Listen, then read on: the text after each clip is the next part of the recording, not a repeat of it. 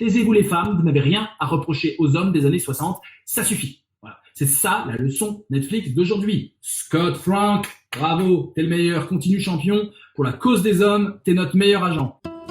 Le secret en fait de ce film, c'est que c'est un robot. Si vous avez cette clé de lecture là, vous voyez le film comme un film de science-fiction. Bonjour les amis, j'ai vu la mini-série qui vient de sortir sur Netflix de Scott Frank, Le jeu de la dame, The Queen's Gambit. Et je vais vous en parler dans ce Philozoom qui lui est consacré. À la fin de cette vidéo, je vous dirai quel est le philosophe qui entre en résonance avec cette œuvre. C'est parti!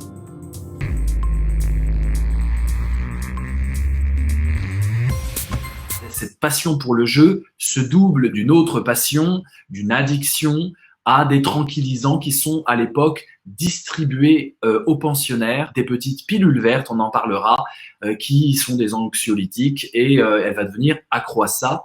Elle va se révéler une joueuse de plus en plus fracassante, repérée d'abord dans les clubs locaux, puis à un niveau national, et enfin, elle va pouvoir affronter les plus grands maîtres de ce jeu où les plus grands noms sont d'abord des noms d'hommes, des tons perlés qui rappellent d'ailleurs les pièces du jeu d'échecs. Hein, on est dans du sombre, entre le noir et le gris foncé, pour les pièces noires, et puis pour les pièces blanches, on est dans du crème. On est dans ces deux tons qui s'opposent. Anya Taylor-Joy, elle a joué dans Peaky Blinders.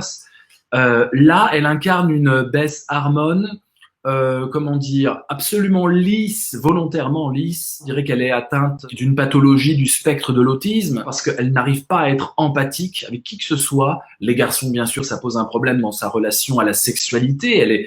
Elle a 20 ans, 22 ans. Walter Tevis n'a pas été cherché loin dans son imagination. C'était un prof de littérature. Il connaissait par cœur Stefan Zweig et Nabokov. Il a pris les deux, il les a croisés et ça a fait The Queen's Gambit. Voilà l'histoire. Donc il a juste dit, tiens, ça va être une femme. On est, quand il écrit le livre, dans les années 80. Franchement, il y a plein de femmes de partout. Alors bien sûr, elle n'affronte pas encore les grands joueurs masculins. Ce qui peut paraître choquant aujourd'hui, c'est qu'à l'époque, il y avait vraiment des championnats féminins et des championnats